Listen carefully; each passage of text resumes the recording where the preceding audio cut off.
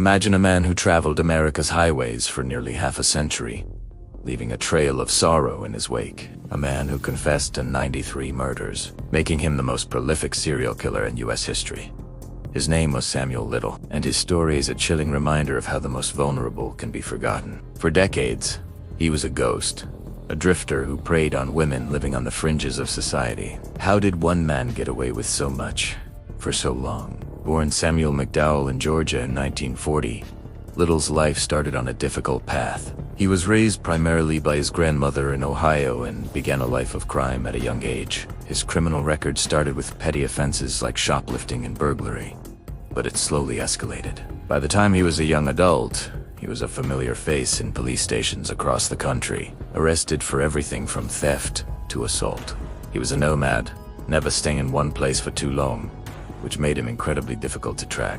He moved from state to state, blending into transient communities, always looking for his next opportunity, his next victim. This nomadic lifestyle was a key part of his method. It created a confusing, disjointed trail for law enforcement, who, at the time, lacked the sophisticated data-sharing systems we have today.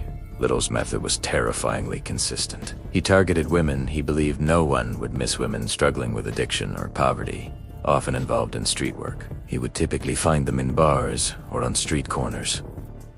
He was a former competitive boxer, and he would use his physical strength to overpower them, usually knocking them unconscious with powerful punches before strangling them. Afterward, he would dump their bodies in remote, desolate locations, alleys, dumpsters, or wooded areas, because he didn't use conventional weapons like guns or knives. And because many of his victims had lifestyles that put them at high risk, their deaths were often misclassified. Authorities would rule them as overdoses, accidents, or from unknown causes. The true cause of death was often missed, and Samuel Little would simply move on to the next town, a phantom leaving behind a quiet tragedy.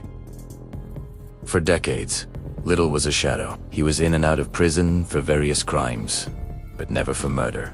He was arrested dozens of times, but always for something less severe. Law enforcement agencies in different states didn't connect the dots. The cases of these missing and deceased women remained cold, filed away and forgotten. The victims were Jane Doe's, their stories untold, their families left without answers. It's a heartbreaking reality of the system. The very factors that made these women vulnerable in life made them invisible in death. Little knew this.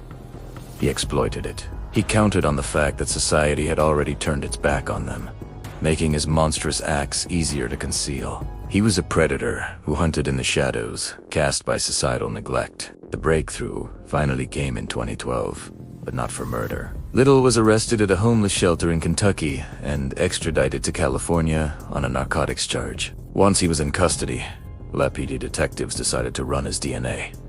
And that's when everything changed. His DNA was a match for evidence collected from 3 unsolved homicides in Los Angeles from the 1980s. These were cold cases, packed away for decades. Suddenly, the man they had for a drug charge was their prime suspect in a string of brutal murders. In 2014, Samuel Little was convicted of these 3 murders and sentenced to 3 consecutive life sentences without the possibility of parole. For most people, this would have been the end of the story. A cold case, finally solved. But for one Texas Ranger, it was just the beginning.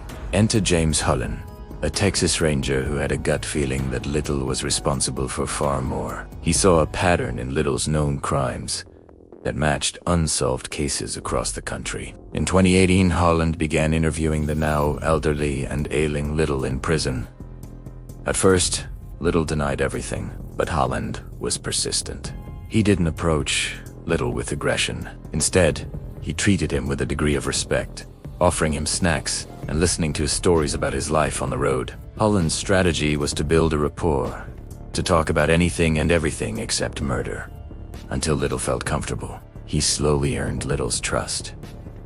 This unconventional approach worked. One day, Little began to talk, and once he started, he couldn't stop. With a chillingly clear memory, he began to confess.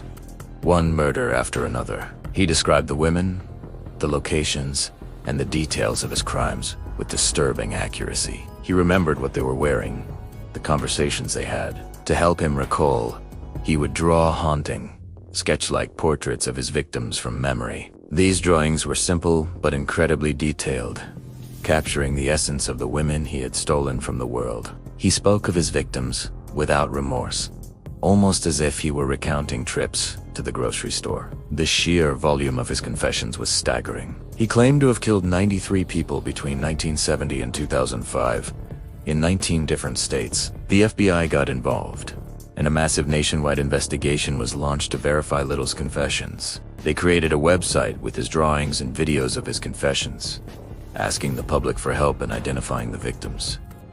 It was a race against time. Little was in poor health, and investigators knew they had a limited window to get as much information as possible. Thanks to Little's detailed memory and the work of countless investigators, they began to close cold cases that were decades old. Families who had lived in limbo for years finally got answers, however painful. By the time of his death in December 2020, law enforcement had definitively linked him to over 60 murders, and they believe all 93 of his confessions are credible. The story of Samuel Little is a deeply disturbing look into the mind of a monster, but it's also a powerful indictment of a system that failed its most vulnerable. He operated for so long because his victims were deemed unimportant.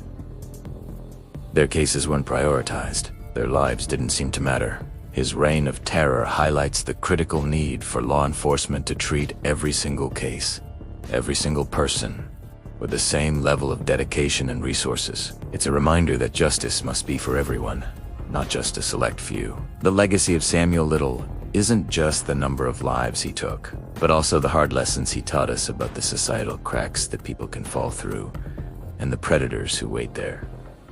Thank you so much for watching. The stories of these victims deserve to be heard. If you found this documentary meaningful, please consider liking this video and subscribing to the channel for more deep dives into important cases. Stay safe, and we'll see you next time.